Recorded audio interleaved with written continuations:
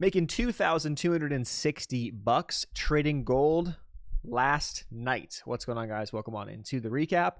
This was an interesting trade, which we're going to get into here. We made, again, 2,260.5 on the trade. I want to pull up the charts. Well, I guess technically here on TradeZilla, we can look at the replay, but I did take this on the 5-minute time frame. Now, I will step back and say this is a rare situation that I usually wouldn't do.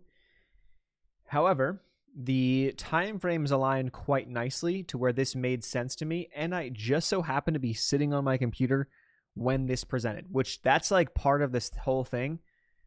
It comes down to, dude, honestly, like if I'm watching it or not, and if I happen to see something set up when I'm like in position, like then I would take it.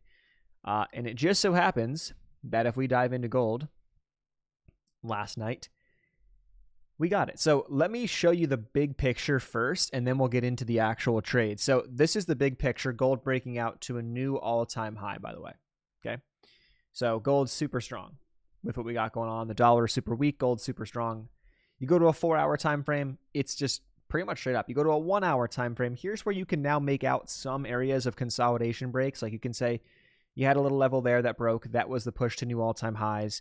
You had a little bit one right here. That broke. You had a little something here that broke. You had a little something here that broke. So you can start marking these levels off, and that's what I'm looking at to see how this is shaking out. And then I see us, you know, pretty much breaking out. Like this is the all-time high, the prior all-time high. Okay. So I see us pretty much consolidating just above the all-time high.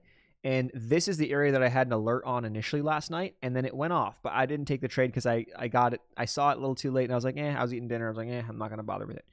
But then I go to a 5-minute time frame, and I honestly couldn't really resist this one because I'm like, okay, here was the 1-hour break that we had before that I was mentioning. That would have been really good as it is. But then we had this 5-minute setup, this consolidation right here. So I ended up trading that one last night. And that one ended up working. I didn't get the best fill, so I looked for a 1.5 to 1 risk reward, literally a 1.5 2 to 1 risk reward. We actually could have gotten at the peak of these moves, it would have been you could have gotten a 2 to 1. You know, you actually could have gotten a 2 to 1, believe it or not. But I ended up getting a 1.5 to 1 risk reward roughly on the trade. I moved my stop to break even fairly fast because within about 10 minutes of the trade, I got in the trade on this candle right here, which is at 20:30, so it was 8:30 p.m. And my target was hit by 8:40 p.m. 10 minutes. So I think within like 6-7 minutes, we were like up into this ballpark. I moved my stop loss to break even pretty fast, and that was it. Now looking back though, dude, I could have gotten a better entry because I'm looking at this as like the big picture. We're in big picture breakout mode. So I'm seeing momentum on the bigger time frames. I'm seeing it on the shorter time frames. I wasn't super concerned with the exact entry, but in a perfect world, I would have liked to gotten an entry maybe like. So I got in around 31.99. I would have liked to maybe get in around 31.95, you know, maybe even 31.94, which, you know, could have dramatically increased the potential. Well, I don't know. It could have if I would look for a little, I could have gotten a little bit of a bigger move potentially. But in this case of this trade, it was 1.5, and I'm happy with the 1.5. So that was the trade. Dude, to be honest, nothing crazy. Just catching gold in a time where it's breaking out on the 1 hour, breaking out on the 5-minute. That's where I have momentum, and so I'll play it. If those happened hours and hours earlier, you know, it's like, okay, where's momentum, you know? But that was happening kind of as I was looking at it, so I took the trade, had the opportunity, and that was it. You know, definitely wasn't a huge size trade because I was risking like, I don't know, over $1,000 to make this. But at the same time, it does technically make back, I think, all the losses. Yeah, it does. It makes back the 2 losses that we had the other day, you know? So the 2 losses that I had 2 trades that, you know, lost, and I essentially lost 21.39, and then I have 1 trade that wins, and we make 22.60. So we actually net positive after. So essentially, in the last 3 trades, we have a 33% win rate, and we are netting profits. Just to show you kind of like how I like to risk.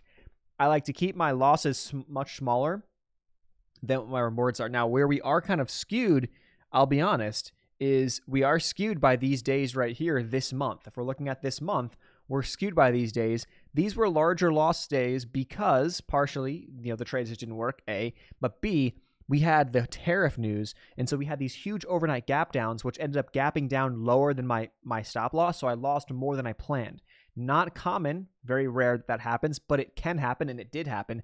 So those situations are going to kind of hurt me. But in the full body of work, the whole point and the whole idea is to be in a situation where I could have a 35% win rate and be profitable. Now, I don't want to have a 35% win rate. I would like to have that win rate above 40, and that 40 to 50 range for me, I think is a good spot. That's like a sweet spot. If I'm in that 45% win rate range with the same risk reward profiles that I'm generally, using or that you're seeing, I'm in a really good spot. So that's like the whole goal. That's the whole thing. So that's what you kind of can see, how the past 3 trades, we have essentially, 2 L's, 1 winner, all on a $200,000 account. The 2 losses are way smaller. The 1 winner was way bigger. We net profits, not a lot, but we net profits out of that. And that's the whole game. That's the whole reason why I wanted to get to a larger account size, to trade with a larger account size, because when I dive into it, I realize that the margins are not huge. And so the way it becomes more meaningful, or it becomes huge, is when you have more money to play with. And so now when you have a 45% win rate and your average risk reward is, let's say, 1.5 to 1, meaning like you're going to make 1.5 times on your winners than your losers, like you're profitable. And now over time, that starts to stack up thousands and thousands of dollars versus stacking up a couple bucks here, a couple bucks there, $100 here, a couple hundred there, like with a smaller account size. So you almost need the larger account size. Based off my data and my stuff, I mean, I love to improve it over time, right? Obviously, but that's just what I found for me is how it goes. Obviously, there's other strategies. You can utilize other strategies. It's not just one strategy that is the only way to go. Yes, I get it. But for me right now, I just feel comfortable with my one strategy, and I don't want to change that because I know it works, and I want to roll with it until I have enough data to tell me otherwise. That's a recap. I'll leave a link below to TradeZella. Code TC10 saves 10% with TradeZella, and I'll see you in the next video. Peace.